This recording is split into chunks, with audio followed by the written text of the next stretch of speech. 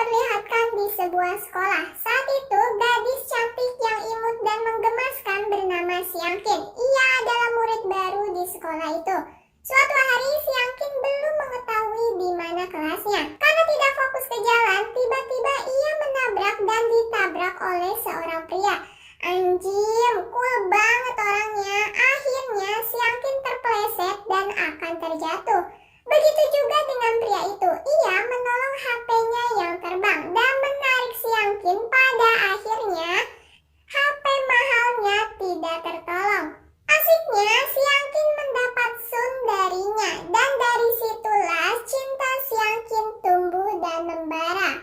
Suatu hari, murid yang mencapai IQ 200 disambut oleh kepala sekolah untuk naik ke panggung. Xiangqin melihat dan ternyata pria itu adalah orang yang menciumnya. 江直树，就读都南高中成绩最好的。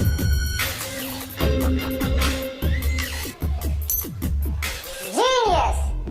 Karena ketampanan dan kejeniusannya, semua betina yang ada di sekolah itu tergila-gila terhadapnya. Setiap kegiatan yang dilakukan oleh Jiang Jisoo, para betina selalu heboh untuk mengejarnya. Perlu kalian ketahui bahwa Jisoo menempati kelas A, yang dimana kelas itu hanya orang-orang pintar. Berbeda dengan Xiangqin, ia ditempatkan di kelas F karena ia termasuk ke dalam anak kelas yang kurang pintar. Ketika Jisoo berpidato, ia menyampaikan perihal kepeduliannya terhadap gadis kecil yang harus diimputasi.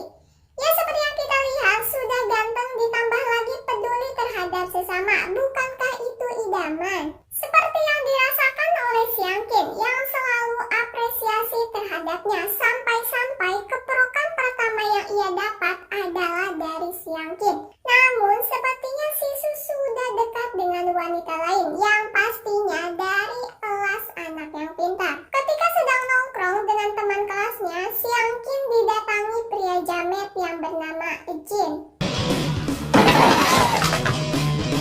导致谢谢。我是一些家常菜啊。Sepertinya Jin jatuh cinta kepada Xiangqin, namun hati Xiangqin bukan untuknya. Singkat cerita, Xiangqin didukung teman-temannya untuk mengungkapkan perasaannya kepada Jisoo. Padahal saat itu masih jam pelajaran, namun demi cinta nyawa pun dipertaruhkan. Xiangqin bersama teman-temannya membuat aksi, sampai akhirnya ia berhasil menemui Jisoo di ruangan IQ tertinggi. Tanpa basa-basi, Xiangqin langsung mengatakan kalau ia suka kepadanya dengan menyodorkan gulungan kertas berwarna pink. Saat itu Xiangqin langsung menangis, sepertinya ia patah hati. Pada akhirnya ia dipermalukan oleh teman-temannya. Dan saat itu kepala sekolah pun melihat kejadian itu lewat CCTV. Dengan begitu, kepala sekolah itu memberitahu kepada seluruh siswa bahwa Xiangqin telah mengatakan perasaannya kepada Jisoo. Scene berpindah, terlihat Xiangqin adalah orang yang sederhana. Ia tinggal bersama ayahnya, dan saat itu para tikus lari dari rumahnya. Dan kemudian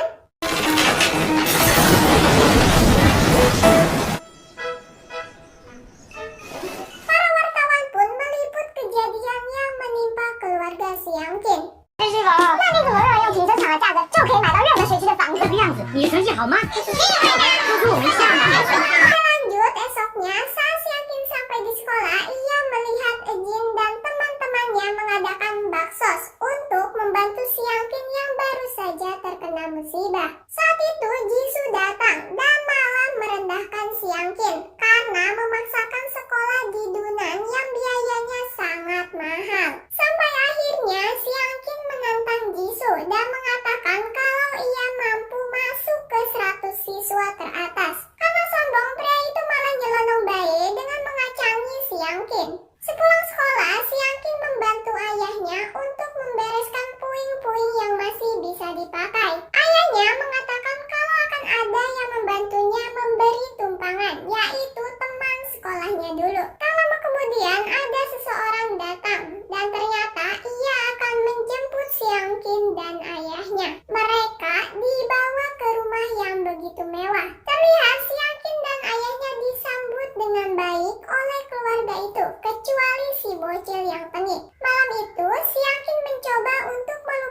Jisoo dengan membakar foto-fotonya. Namun sepertinya berat dan memilih berhalu dengan selimut dan bantal yang lucu itu. Tiba-tiba Jisoo datang ke kamarnya. Ya, ternyata rumah yang ditumpanginya adalah rumah Jisoo. Dan si Yangkin pun kaget ditambah lagi malu karena di kamarnya itu banyak sekali foto-foto Jisoo. Scene berpindah di sekolah. Saat itu Jisoo meminta si Yangkin menemuinya di belakang sekolah. Dan ternyata ia meminta video yang dikirimkan oleh ibunya untuk dihapus. Namun si Yangkin malah menjadikannya kesempatan. Ia meminta agar Jisoo mau membantu mengerjakan PR-nya. Awalnya tidak mau, namun karena terpaksa ia harus menuruti kemauan si Yangkin untuk menyelamatkan reputasinya. Malam itu Jisoo langsung mengajarkan si Yangkin. Namun di buku-buku si Yangkin malah banyak coretan tidak jelas. 我们从基础数学开始。250，你才250，连这个都不会。苹果掉在地上，为什么不捡起来？你听不懂重点。12块钱！哎，等你12，不是250，我会努力的，靠近把领导。Di sekolah pun si Yangkin mendadak jadi kutu buku. Ia begitu fokus untuk ujiannya nanti. Jisoo terus memperhatikan perubahan si Yangkin.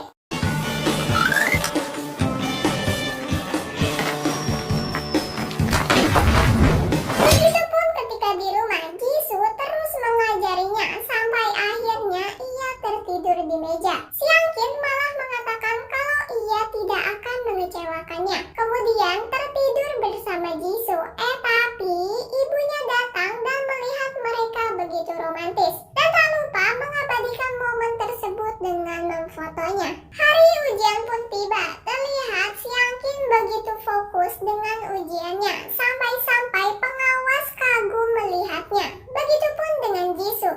Kali ini ujiannya terasa berbeda karena mendapat semangat dari si Yangkin. Pengumuman pun tiba. Awalnya si Yangkin mengecek nilai Jisoo dan memastikan nilainya tidak turun. Namun ia sendiri tidak bisa mendapatkan urutan 100 teratas. Awalnya kecewa, namun tiba-tiba kepala sekolah datang dan menuliskan nama yang ada di urutan 100 teratas. Ternyata nama si Yangkin yang ditulis oleh kepala sekolah. Jisoo pun mengucapkan selamat kepada si Yangkin. Saat itu sekolah mengadakan kelas meeting. Ibunya Jisoo datang untuk memberi semangat kepada anaknya.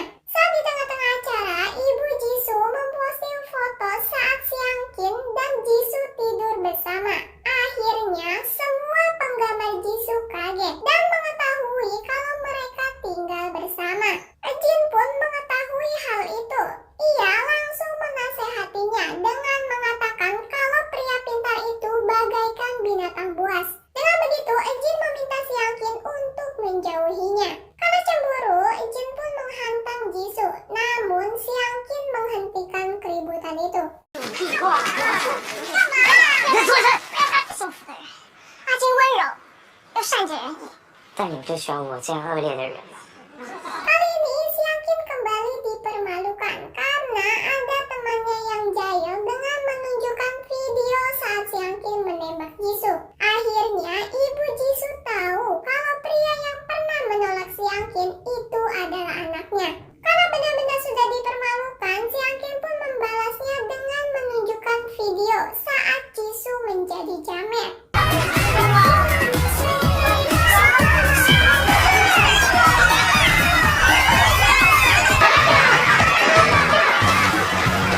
Karena kesal, Jisoo menarik si Yangkin dan membawanya ke lantai atas. Si Yangkin menjelaskan kalau ia menyesal karena sudah mencintai orang yang sama sekali tidak peduli terhadapnya. Ia pun langsung meninggalkan Jisoo. Namun tangan si Yangkin ditarik dan ciuman yang kedua didapatkan si Yangkin. Tapi tidak semudah itu, Jisoo melakukan itu agar si Yangkin tetap mengejarnya. Singkat cerita, Jisoo akan melakukan tes untuk ke perguruan tinggi. Saat itu Jisoo sarapan dengan memakan masakan si Yangkin. Karena kurang mantap, ia pun langsung berpamitan. Tiba-tiba si Yangkin nongol dan memberikan gantungan buatannya. Katanya sebagai hari keberuntungan. Akhirnya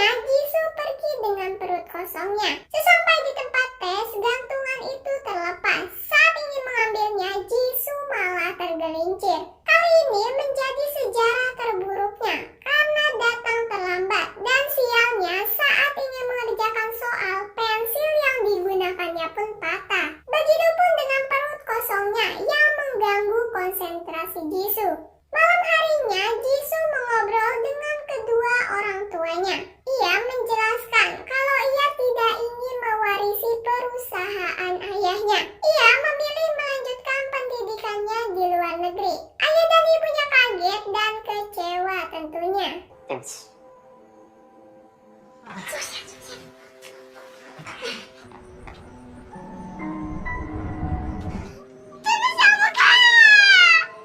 Siangkin mengira kalau Jisoo bunuh diri, namun ternyata Jisoo ada di belakangnya. Dan dari situlah mereka mulai dekat karena Siangkin selalu mendukungnya.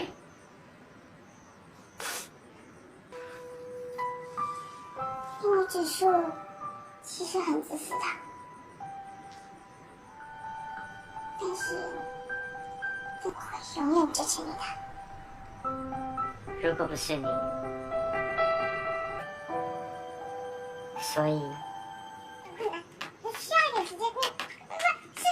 Setelah berdebat dengan orang tuanya, Jisoo tetap pergi untuk melanjutkan pendidikannya. Sepertinya ayahnya tidak merestui itu. Lihat saja, saat Jisoo akan pergi, ia melewatkan momen perpisahan Jisoo. Beberapa bulan kemudian, Siangkin pergi bersama teman-temannya untuk mengetahui di mana Jisoo. Dan ternyata Jisoo sudah menjadi seorang dokter hewan. Siangkin pun speak dengan membawa hewan kecil di tangannya. Namun kali ini Jisoo memarahinya karena telah mengganggu pasien yang lain. 先相信，我再给你相信。你 你也要好好照顾自己哦。妈妈， Malam itu Siangkin membawakan makanan untuk Jisoo. Namun terlihat sudah ada Sahui sudah menunggu Jisoo di depan apartemennya. Mereka begitu sangat romantis dan sepertinya Siangkin cemburu melihat kedekatan mereka. Tak disangka-sangka Jisoo membawa Sahui ke dalam kamarnya. Karena penasaran apa yang dilakukan mereka, Siangkin pun menunggu sampai larut malam. Singkat cerita, Siangkin dan Jisoo jalan bersama. Mereka pergi ke sebuah danau. Di tempat itu, Siangkin menjelaskan ketika ia melihatnya bersama Sahui satu kamar. Ternyata mereka tidak melakukan hal konyol. Kemudian, Jisoo pun menjelaskan kepada Siangkin. Karena terlalu pecicilan, akhirnya mereka nyebur dan membuat pakaiannya basah. Mereka pun harus menyewa tempat penginapan. Tempat itu begitu romantis. Seharusnya mereka bisa bermesraan. Namun Jisoo terlalu dingin dan sangat-sangat tidak peka. Saat Siangkin sudah siap blaem-blaem, ia malah meninggalkannya. Malam itu mereka tidur terpisah. Siangkin begitu rusuh karena kedinginan. Akhirnya Jisoo memegang tangannya. Romantis. 你的老婆一定很幸福。找得到。 Hari itu adalah hari Valentine. Saat Siangkin masih tertidur, Jisoo memberikannya hadiah berupa sun. So sweet. Namun tiba-tiba Siangkin mendapat kabar bahwa ayahnya sakit. Dan Jisoo datang ke rumah sakit bersama Siangkin. Terlihat kondisi saat itu sangat kacau. Karena di sisi lain perusahaan ayahnya membutuhkan orang yang bisa menghandle masalah yang sedang dialami perusahaannya. Dan kini Jisoo yang menuntaskan permasalahan itu. Dan ternyata ia memilih untuk menikah dengan Sahui. Karena wanita itu mampu memberikan pinjaman untuk perusahaannya. Hanya itu yang bisa membuat perusahaan ayahnya kembali bangkit. Di sisi lain, Siangkin dan ayahnya harus pindah karena kondisi rumah itu sudah sangat memburuk. Dengan perasaan sedih, Siangkin harus sanggup meninggalkan Jisoo atas permintaan ayahnya. Sebelum pindah, Siangkin datang ke rumah sakit untuk menjenguk pamannya itu. Namun Jisoo menemui Siangkin dan mengajaknya berbicara. Namun sepertinya Jisoo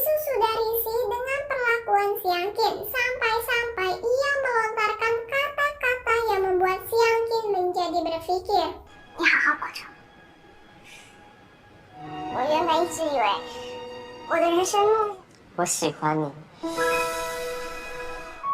我就这样子喜欢了你3年。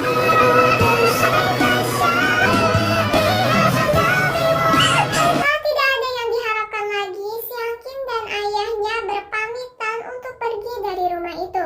Kini Jisoo merasa sangat kehilangan.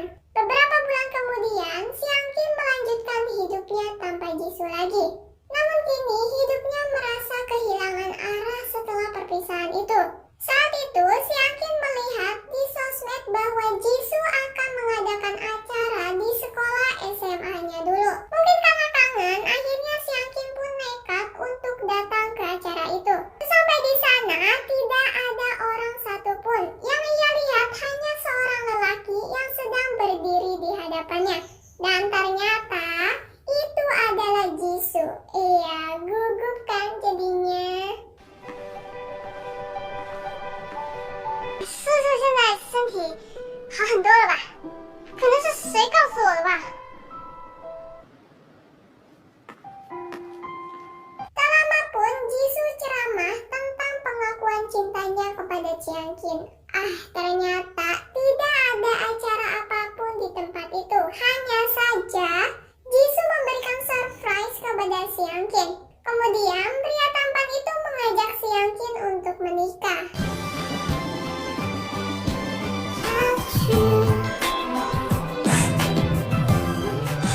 真的你不喜欢吗？